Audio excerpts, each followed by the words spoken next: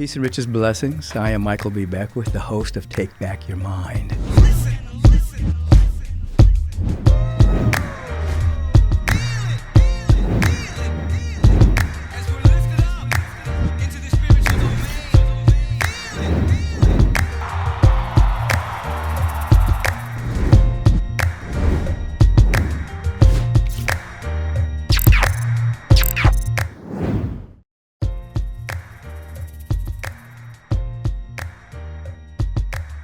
Peace and blessings. I am Michael B. Beckwith. Thank you for tuning in to Take Back Your Mind, Life Question of the Week podcast.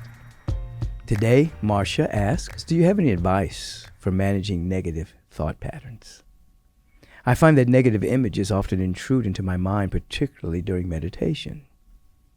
For example, I'll be in the middle of a lovely guided meditation where I'm walking along a beach, but then suddenly the boats on the sea will become coffins.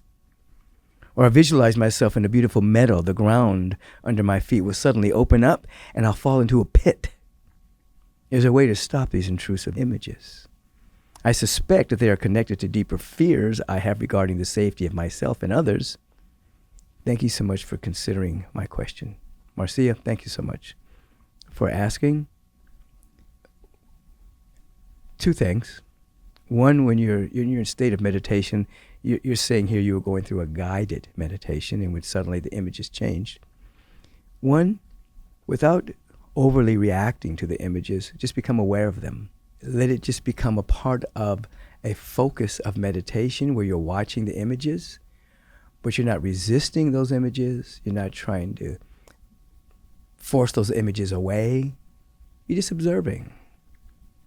And the images that you've described oftentimes mean, well, you said it might be connected to a deeper fear you have regarding safety for yourself and others. That may be true. But it also may be the ego is actually afraid. As you go into meditation, you're preparing yourself for transformation. Meditation is transportation to transformation. So when you're practicing the art and the science of meditation, the main reason for doing that is to wake up from your limited identification with who you think you are. The egoic aspect of yourself is seeking to protect that part of yourself.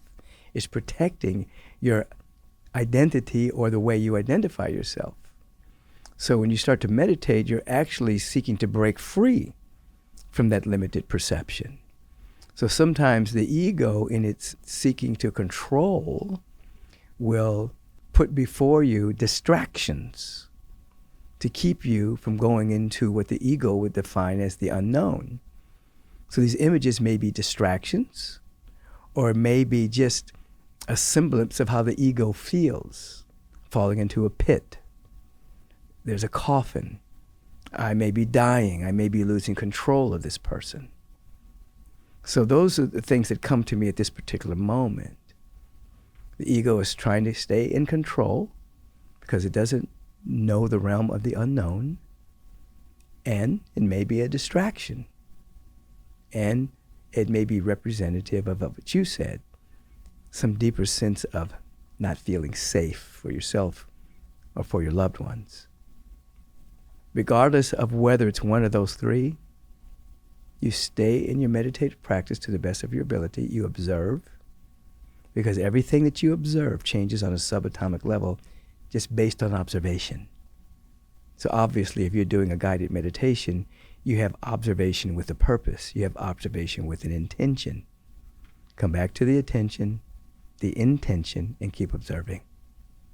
And you'll get intuitive guidance as to what that image means, but it will no longer be a distraction. Marcia, have a beautiful day. I think you helped a lot of people with that question. Peace and blessings, everyone. Hey, thank you for joining me today. If you'd like to ask a question, please email me at podcast@michaelbeckwith.com. And you know what? Your question just might be featured. Have a beautiful and bright day.